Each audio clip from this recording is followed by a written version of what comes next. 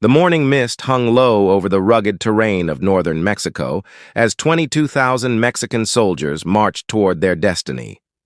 It was February 22nd, 1847, and General Antonio Lopez de Santa Anna commanded the largest army Mexico had ever assembled for a single campaign. His destination: the American forces positioned near Buena Vista, where a confrontation would determine the fate of two nations locked in the Mexican-American War.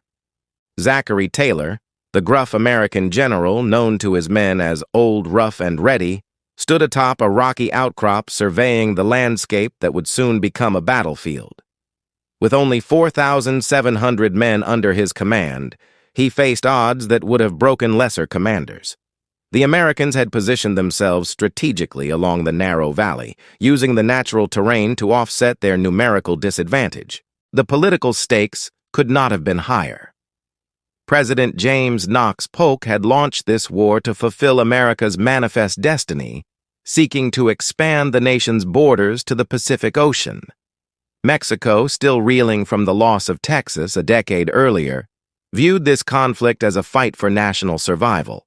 Santa Anna, the Napoleon of the West, as he styled himself, had returned from exile specifically to lead this campaign that he believed would restore Mexico's honor and territorial integrity.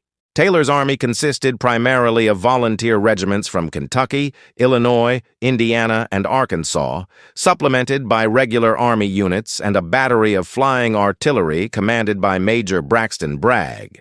These citizen soldiers had left their farms and businesses to answer their country's call, many driven by patriotic fervor and dreams of adventure in foreign lands. Among them stood Jefferson Davis, future president of the Confederacy, leading the 1st Mississippi Rifles with their distinctive red shirts and lethal accuracy with their percussion rifles. The terrain itself seemed to favor the defenders. The Buena Vista Ranch sat at the mouth of a narrow pass between steep mountains, creating a natural bottleneck that would force any attacking army to funnel into killing fields. Taylor had wisely positioned his artillery on commanding heights, while his infantry occupied defensive positions behind hastily constructed earthworks and stone walls. The road to Saltillo, the strategic prize both armies sought to control, ran directly through this contested ground. Santa Anna's approach had been masterful in its execution. Moving his massive army across hundreds of miles of desert terrain, he had managed to concentrate his forces for a decisive blow against what he perceived as an isolated and vulnerable American detachment. His intelligence reports suggested that Taylor's army was demoralized and unprepared for a sustained fight. The Mexican general planned to crush the Americans quickly, then advance northward to threaten the American supply lines and potentially force a negotiated settlement favorable to Mexico. As the sun climbed higher on that fateful February morning, both armies prepared for what would become one of the most significant battles of the 19th century. The clash at Buena Vista would not merely determine military victory or defeat. It would shape the future borders of North America and influence the political careers of men who would later play crucial roles in the American Civil War. The stage was set for an epic confrontation that would test the resolve, courage, and tactical skills of two very different military traditions. The thunder of 20,000 marching feet echoed through the mountain passes as Santa Anna's magnificent army deployed for battle. His forces represented the full might of the Mexican Republic. Veteran infantry regiments that had fought in countless civil wars, lancers whose horseback charges had terrorized enemies across 2 decades of conflict, and artillery batteries manned by European-trained gunners. The sight of this massive host spreading across the valley floor struck fear into even the most experienced American observers. Santa Anna himself cut an imposing figure as he rode among his troops on February 23, 1847. Resplendent in his general's uniform adorned with gold braiding and medals from a dozen campaigns, he embodied Mexico's military traditions and national pride. His artificial leg, lost in the pastry war against France, had become a symbol of his sacrifice for the motherland. To his soldiers, he was El Libertador, the man who had defeated Spanish forces and carved Mexico from the ruins of colonial empire. The Mexican battle plan relied on overwhelming force concentrated at the American left flank. Santa Anna positioned his elite infantry divisions under Generals Francisco Mejia and Manuel Maria Lombardini to strike the plateau where Taylor had deployed his volunteer regiments.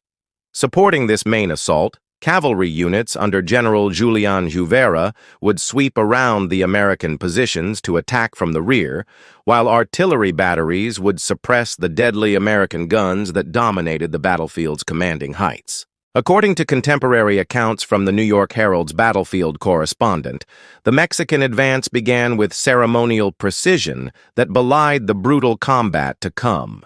Regimental bands played martial airs, while colorful banners displaying the Mexican eagle fluttered in the desert wind. Officers on prancing horses shouted encouragement to their men, many of whom were conscripts pressed into service from Mexico's rural provinces. Despite their modest equipment and training, these soldiers possessed a fierce determination to defend their homeland against foreign invaders. The American response revealed both the strengths and weaknesses of their citizen soldier army. Taylor's regulars, veterans of frontier campaigns against Native American tribes, maintained steady discipline as they watched the Mexican deployment. However, the volunteer regiments displayed obvious nervousness as they faced their first major battle.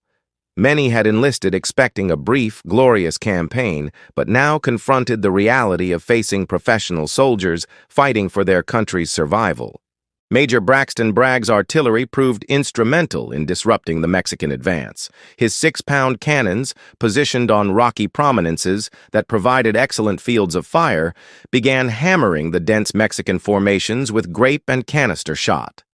The flying artillery concept, which allowed rapid repositioning of guns during battle, gave the Americans tactical flexibility that their opponents could not match. Each well-aimed salvo carved bloody gaps in the advancing Mexican ranks, forcing commanders to constantly reform their battle lines. The 1st Mississippi Rifles, commanded by Colonel Jefferson Davis, occupied a crucial position anchoring the American left flank. These volunteers had armed themselves with the latest percussion rifles, weapons far superior to the outdated muskets carried by most Mexican infantry. Their distinctive red shirts made them easily identifiable across the battlefield, and their marksmanship skills, honed through years of hunting in Mississippi's dense forests, would prove decisive in the coming engagement. As the morning progressed, Santa Anna recognized that his initial intelligence had severely underestimated American defensive preparations. The narrow valley that he had hoped would concentrate his overwhelming numbers now worked against him, creating congestion that prevented effective deployment of his superior forces. Nevertheless, the Mexican commander remained confident that sheer weight of numbers would eventually break American resistance. He had defeated larger armies with smaller forces and believed his veteran officers could outmaneuver the amateur American commanders. The stage was set for a confrontation that would test every aspect of military leadership, from tactical innovation to personal courage under fire. The earth trembled beneath the feet of charging Mexican infantry as Santa Anna unleashed his assault at dawn on February 23, 1847. 10,000 soldiers surged forward in 3 massive columns, their bayonets gleaming in the morning sun like a steel-tipped wave crashing against the American defensive line.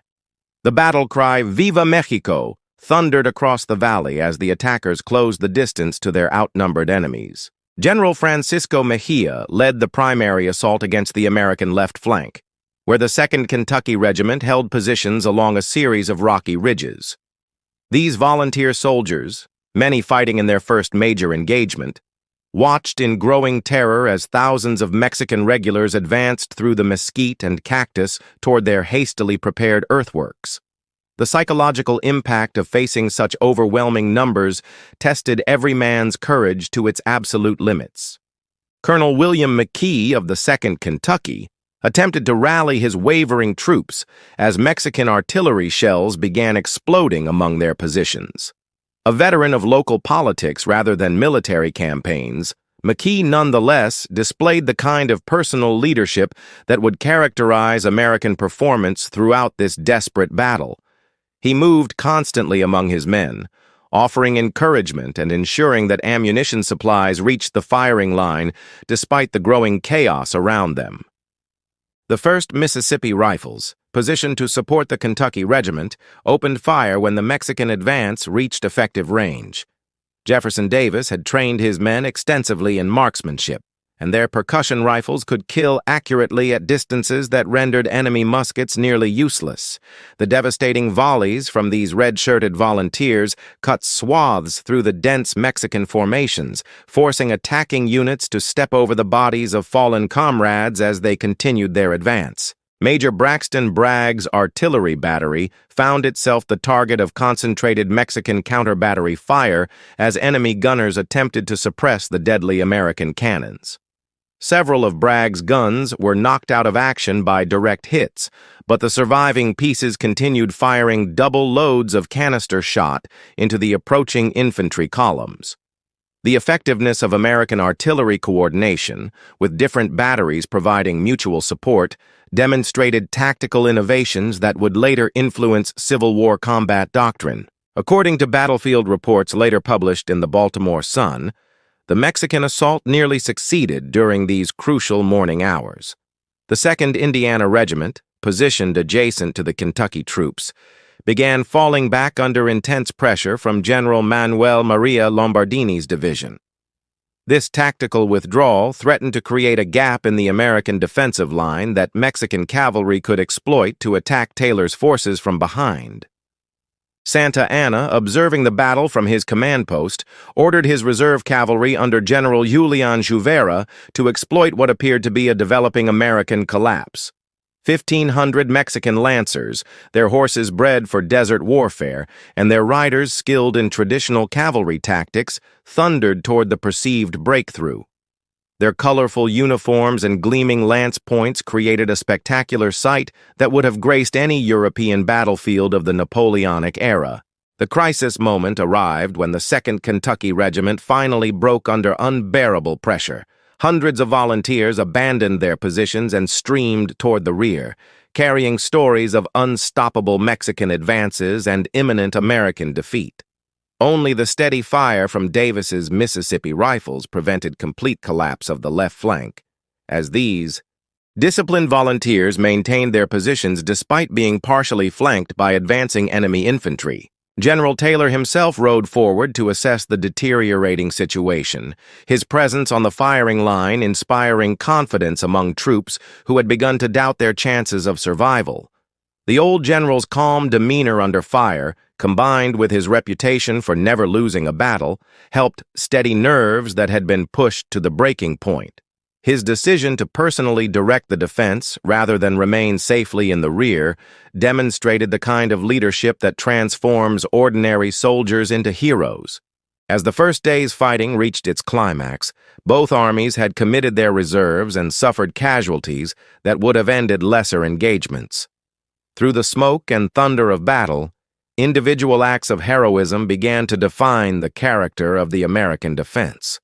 Colonel Jefferson Davis, despite suffering a severe foot wound from a Mexican musket ball, refused evacuation and continued commanding his Mississippi Rifles from horseback. His red-shirted volunteers had become the anchor of the American left flank, their accurate rifle fire creating such carnage among attacking Mexican formations that enemy commanders began seeking alternative routes of advance. The young colonel's tactical brilliance shone through his innovative use of terrain and firepower. Davis positioned his men in a V-shaped formation that allowed overlapping fields of fire while providing mutual support between different companies. When Mexican cavalry attempted to outflank this position, the Mississippi Rifles delivered such devastating volleys that horses and riders fell in tangled heaps, creating barriers that hindered subsequent attacks. This tactical formation would later be studied in military academies as an example of effective defensive deployment. Major Braxton Bragg faced his own moment of crisis when Mexican counter-battery fire destroyed 2 of his 6 cannons and wounded several gunners. Rather than withdraw his remaining pieces to safety, Bragg ordered his battery forward to closer range, where canister shot would prove more effective against dense infantry formations. This aggressive tactical decision, which placed his guns in extreme danger, exemplified the kind of calculated risk-taking that separated exceptional commanders from merely competent ones. The artillery duel that followed demonstrated the superior training and equipment of American gunners. Bragg's men could reload and fire their pieces nearly twice as fast as their Mexican counterparts, creating a sustained bombardment that shattered attacking columns before they could reach effective musket range. The psychological impact of accurate artillery fire on infantry morale cannot be overstated.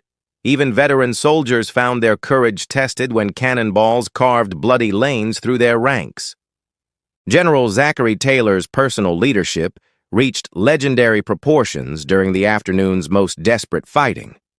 When reports reached him that the 2nd Kentucky Regiment had abandoned their positions, the 62-year-old commander rode directly into the combat zone to rally his retreating troops. Contemporary accounts from the Philadelphia Inquirer described how Old Rough and Ready dismounted under heavy fire to speak personally with individual soldiers, convincing many to return to the fighting line through sheer force of personality. Taylor's tactical flexibility proved crucial when Santa Anna shifted his main assault to the American center, hoping to break through where the line appeared weakest. The American commander rapidly redeployed his artillery reserves, creating a concentration of firepower that could sweep the narrow valley floor with devastating effect.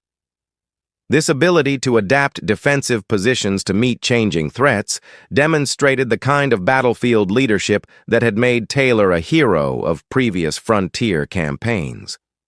The Mexican assault on the American center brought General Francisco Mejia's division into close combat with the 3rd Indiana Regiment, volunteers who had enlisted expecting glory but found themselves fighting for survival against professional soldiers. The hand-to-hand combat that ensued tested every man's courage as bayonets clashed and men fell in pools of blood. Many American volunteers discovered reserves of strength and determination they had never known they possessed.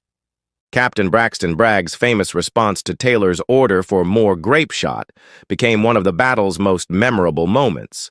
When the general requested increased artillery support for the hard-pressed infantry, Bragg reportedly replied, "Coming up, sir," before personally directing his cannons to deliver point-blank fire into the advancing Mexican ranks. This exchange, though possibly apocryphal, captured the spirit of cooperation between different branches of the American Army. The day's fighting exacted a terrible toll on both armies, but particularly on the Mexican forces who had borne the burden of repeated frontal assaults against prepared defensive positions. Santa Anna's casualty reports, discovered years later in Mexican archives, revealed losses approaching 20% of his total strength. These devastating losses began to affect Mexican morale as soldiers realized that American defensive fire was far more accurate and deadly than their commanders had anticipated. As evening approached, both armies prepared for another day of combat that would determine the ultimate outcome of this epic confrontation. Dawn on February 24, 1847, revealed a battlefield strewn with the debris of war. Broken weapons, abandoned equipment, and hundreds of casualties from both armies bore witness to the previous day's savage fighting. Santa Anna, his magnificent uniform now stained with dust and gunpowder, surveyed the scene from his command post and realized that his carefully planned offensive had achieved none of its strategic objectives, despite inflicting significant casualties on the Americans. The Mexican commander faced a cruel dilemma that would test his reputation as one of Latin America's most celebrated generals. His army, though still numerically superior, had suffered devastating losses during the previous day's frontal assaults. Many of his best officers lay dead or wounded, and the morale of his conscript soldiers had begun to crack under the relentless punishment from American artillery and rifle fire. Yet retreat would mean acknowledging defeat and potentially ending his political career. General Taylor spent the early morning hours reorganizing his defensive positions and redistributing ammunition among his various units. The American commander had learned valuable lessons from the previous day's fighting, particularly regarding the effectiveness of concentrated artillery fire and the importance of maintaining communication between different segments of his extended battle line. His decision to rotate tired units with fresh reserves demonstrated tactical sophistication that belied his reputation as a simple frontier fighter. The 2nd Kentucky Regiment, which had broken under pressure the previous day, requested an opportunity to redeem their honor through renewed combat. Colonel William McKee addressed his men with words that would be remembered long after the battle's conclusion. "Boys, we ran yesterday, but we won't run today. We'll show these Mexicans what Kentucky soldiers can do when they set their minds to it." This speech, recorded by a regimental chaplain, reflected the transformation of civilian volunteers into seasoned combat veterans. Major Braxton Bragg had spent the night repositioning his remaining artillery pieces to create interlocking fields of fire that would maximize the effectiveness of each shot. His innovative use of terrain allowed the guns to support each other while remaining protected from enemy counterbattery fire. The tactical principles demonstrated at Buena Vista would later influence American artillery doctrine throughout the Civil War period. According to contemporary reports published in the Washington National Intelligencer, Santa Anna launched his second day's assault with renewed determination but significantly reduced forces. The Mexican general concentrated his remaining strength against the American right flank, hoping to achieve breakthrough where previous attacks had failed. This tactical shift required extensive redeployment of Mexican units under combat conditions, creating confusion that American observers quickly exploited. Jefferson Davis and his Mississippi Rifles found themselves once again at the center of crucial fighting as Mexican forces attempted to envelop the American defensive positions. The colonel's wound from the previous day had worsened overnight, but he refused medical attention that would require leaving his command. His personal example of courage under extreme adversity inspired his men to levels of performance that exceeded anything their civilian training had prepared them for. The battle's climactic moment arrived when Santa Anna personally led a final cavalry charge against the American center, hoping that his presence would inspire his troops to superhuman efforts. Hundreds of Mexican lancers followed their commander toward the enemy lines in a desperate attempt to break American resistance through shock and audacity. The sight of El Libertador leading from the front galvanized Mexican morale and created the most dangerous crisis of the entire battle. American artillery responded with concentrated fire that turned the narrow valley into a killing field. Every available cannon, from Bragg's flying battery to the heavier pieces positioned on the heights, poured shot and shell into the advancing cavalry formation. The carnage that resulted exceeded anything previously seen in the Mexican-American War, as horses and riders fell in tangled masses that blocked the advance of following units. The failure of Santa Anna's final assault marked the turning point of the battle and, arguably, of the entire war. Mexican losses had become unsustainable, while American defensive positions remained intact despite 2 days of continuous fighting.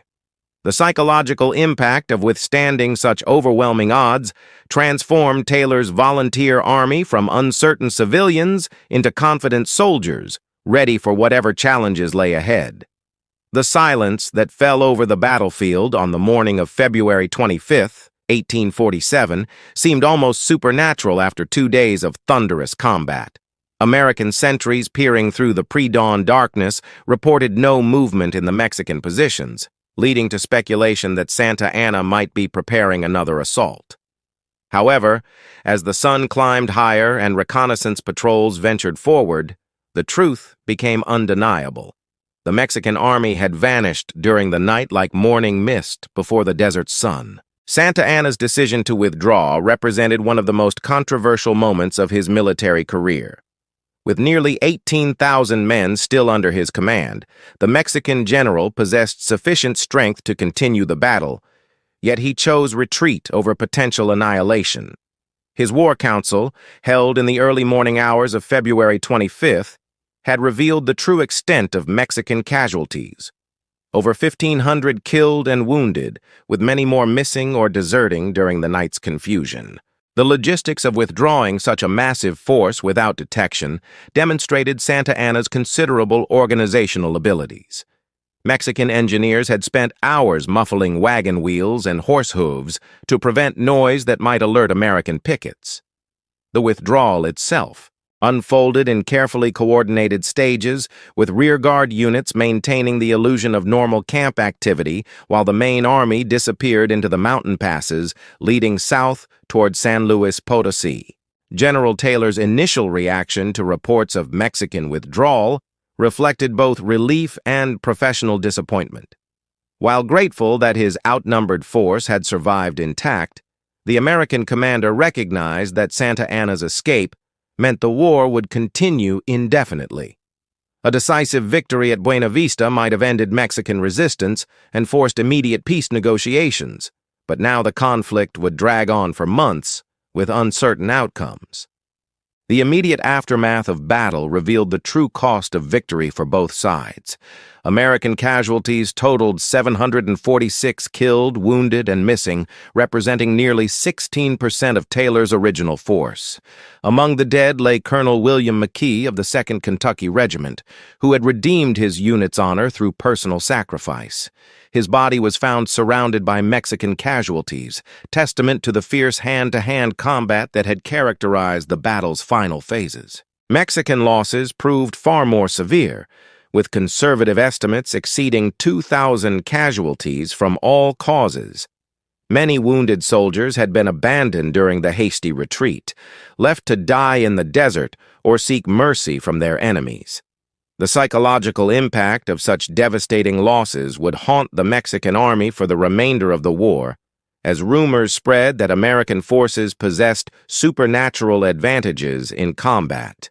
Colonel Jefferson Davis emerged from the battle as one of its greatest heroes despite his severe wound.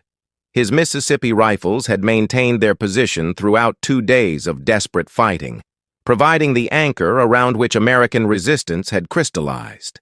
Davis's tactical innovations, particularly his V-shaped defensive formation, would be studied in military academies for decades. His personal courage under fire launched a political career that would eventually lead to the presidency of the Confederacy. According to battlefield reports later published in the Boston Daily Advertiser, the discovery of abandoned Mexican equipment revealed the true scale of Santa Anna's defeat. Hundreds of muskets, dozens of artillery pieces, and vast quantities of ammunition lay scattered across the battlefield, abandoned by soldiers more concerned with survival than military property. American quartermasters spent weeks cataloging captured supplies that would prove invaluable for future campaigns. Major Braxton Bragg's artillery battery had fired over 700 rounds during the 2-day engagement, an unprecedented expenditure that demonstrated both the intensity of combat and the effectiveness of American gunnery.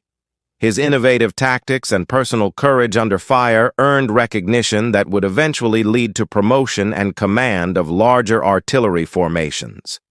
The lessons learned at Buena Vista regarding artillery employment would prove crucial during the coming Civil War.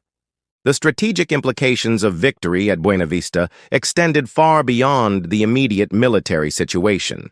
Taylor's success against overwhelming odds captured American public imagination and launched his political career toward the presidency. The battle demonstrated that citizen soldiers, when properly led and equipped, could defeat professional armies through superior tactics and individual courage. The news of victory at Buena Vista reached the United States through a combination of official dispatches and newspaper correspondents who had witnessed the battle firsthand. Telegraph lines carried the story from New Orleans to major cities along the eastern seaboard, creating a sensation that transformed General Zachary Taylor from a respected military officer into a national hero. Spontaneous celebrations erupted in cities from Boston to Charleston as Americans celebrated their army's triumph against overwhelming odds. President James Knox Polk's reaction to Taylor's victory mixed public congratulations with private concern about the general's growing political popularity. The Whig Party had already begun promoting Taylor as a potential presidential candidate, using his military success to challenge Democratic control of the White House. Polk recognized that battlefield heroes often translated their fame into political power, as Andrew Jackson had demonstrated 2 decades earlier following his victory at New Orleans. The impact on Mexican national morale proved devastating and long-lasting. Santa Anna's retreat from Buena Vista shattered illusions about Mexican military superiority and convinced many citizens that continued resistance was futile. Political opponents of El Libertador used the defeat to attack his leadership and question his competence as a military commander. The Mexican press, despite government censorship, could not completely suppress reports of the Army's poor performance against numerically inferior American forces. Jefferson Davis's heroic performance at Buena Vista established his reputation as one of the war's most capable volunteer officers. His innovative tactics and personal courage under fire earned recognition throughout the American Army and launched a political career that would eventually lead to the United States Senate.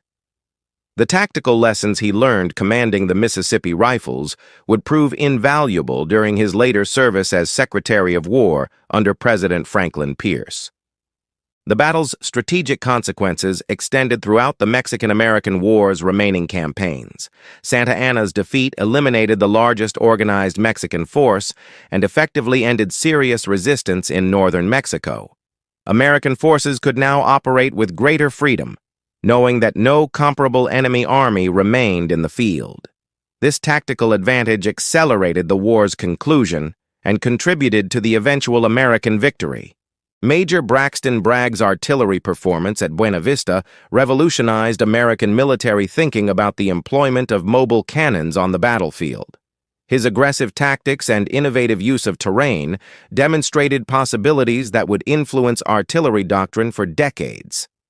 The experience gained during 2 days of intense combat provided practical knowledge that proved invaluable during the Civil War, when Bragg commanded Confederate forces as a full general. According to detailed accounts published in Harper's New Monthly magazine several years after the battle, the human cost of victory at Buena Vista extended far beyond official casualty figures. Many American survivors suffered from what would later be recognized as post-traumatic stress disorder, experiencing nightmares and emotional difficulties that persisted long after their return to civilian life. The psychological impact of combat, particularly for volunteer soldiers who had never experienced such violence, created lasting problems that 19th-century medicine could not address. The international implications of American victory resonated throughout Europe and Latin America, where governments closely monitored the conflict's progress. European observers noted the effectiveness of American citizen soldiers against professional armies, leading to discussions about democratic military systems versus traditional European models. The battle demonstrated that motivated volunteers, when properly equipped and led, could achieve remarkable results against seemingly superior forces. Mexican analysis of defeat at Buena Vista led to significant changes in military organization and tactics during the war's final phases. Mexican commanders began emphasizing defensive operations rather than offensive campaigns, recognizing that their forces lacked the training and equipment necessary for successful attacks against prepared American positions. These tactical adjustments prolonged the conflict but could not change its ultimate outcome. The battle's legacy in American military history extends far beyond its immediate strategic importance. Buena Vista demonstrated the potential of citizen soldiers and validated the American military system's reliance on volunteer forces during national emergencies. The tactical innovations developed during the battle, particularly regarding artillery employment and defensive formations, influenced American military doctrine throughout the 19th century. The transformation of Buena Vista from battlefield to national shrine began almost immediately after the guns fell silent. American veterans of the battle returned home to communities hungry for first-hand accounts of their triumph against overwhelming odds. Local newspapers published detailed interviews with participants, creating a mythology that elevated the engagement beyond its strategic importance to the realm of national legend. These stories, often embellished through repeated telling, established Buena Vista as proof that American citizen soldiers could defeat any enemy through courage and determination. Zachary Taylor's presidential campaign of 1848 relied heavily on his victory at Buena Vista to establish his credentials as a national leader. Political rallies featured veterans of the battle who testified to Taylor's personal courage and tactical brilliance under fire. The Whig Party's campaign slogan, "Old, Rough, and Ready," directly referenced his performance during those crucial February days when American independence seemed to hang in the balance. Taylor's election to the presidency validated the political power of military heroism in 19th century America. The tactical lessons learned at Buena Vista influenced American military doctrine throughout the antebellum period and into the Civil War. Artillery officers studied Braxton Bragg's innovative employment of mobile cannons, while infantry commanders analyzed Jefferson Davis's defensive formations that had proven so effective against superior numbers. The United States Military Academy at West Point incorporated case studies of the battle into its curriculum, ensuring that future officers understood the principles that had led to American victory. Jefferson Davis's rise to national prominence began with his heroic performance commanding the Mississippi Rifles during the battle's most critical phases. His tactical innovations and personal courage under fire earned recognition that launched a political career culminating in his election to the United States Senate. The experience of leading men in combat provided Davis with credentials that proved invaluable during debates over military policy and territorial expansion. His eventual role as Confederate president directly traced back to the reputation established at Buena Vista.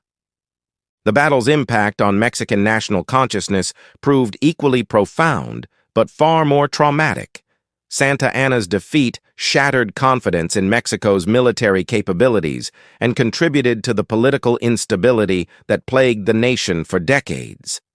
The loss of nearly half of Mexico's territory following American victory in the war created lasting resentment that influenced Mexican-American relations well into the 20th century. Buena Vista became a symbol of national humiliation that Mexican historians struggled to reconcile with their country's proud military traditions. According to scholarly analysis published in the American Historical Review decades after the battle, Buena Vista represented a turning point in the evolution of American military identity. The victory demonstrated that citizen soldiers could achieve remarkable results when properly motivated and led, validating the democratic military system that distinguished the United States from European monarchies. This confidence in volunteer forces would prove crucial during the Civil War, when both Union and Confederate armies relied primarily on civilian recruits.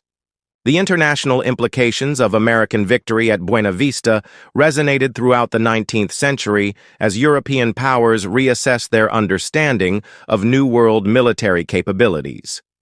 British and French military observers studied the battle's lessons, particularly regarding the effectiveness of American artillery and the tactical flexibility demonstrated by volunteer forces. These analyses influenced European military thinking about colonial warfare and the challenges of fighting irregular forces in unfamiliar terrain. The preservation of Buena Vista's memory through monuments, memoirs, and historical accounts ensured that subsequent generations of Americans understood the battle's significance in their nation's development. Veterans organizations maintained detailed records of participant service, while state historical societies collected artifacts and documents related to the engagement. These efforts created a comprehensive historical record that allowed later scholars to analyze the battle's tactical and strategic importance with unprecedented detail. The human cost of victory at Buena Vista extended far beyond the 746 American casualties recorded in official reports. Families throughout the Mississippi Valley mourned sons and fathers who had answered their country's call but never returned from Mexican battlefields. The psychological impact on survivors created a generation of veterans whose experiences shaped American understanding of warfare's true nature. Their stories, preserved in letters and memoirs, provided insight into the reality of 19th-century combat that sanitized official histories could not convey. As the smoke cleared over the Buena Vista battlefield on that February morning in 1847, few participants could have imagined the long-term consequences of their triumph. The victory that began as a desperate defense against overwhelming odds had shaped the destiny of two nations and launched political careers that would influence American history for decades.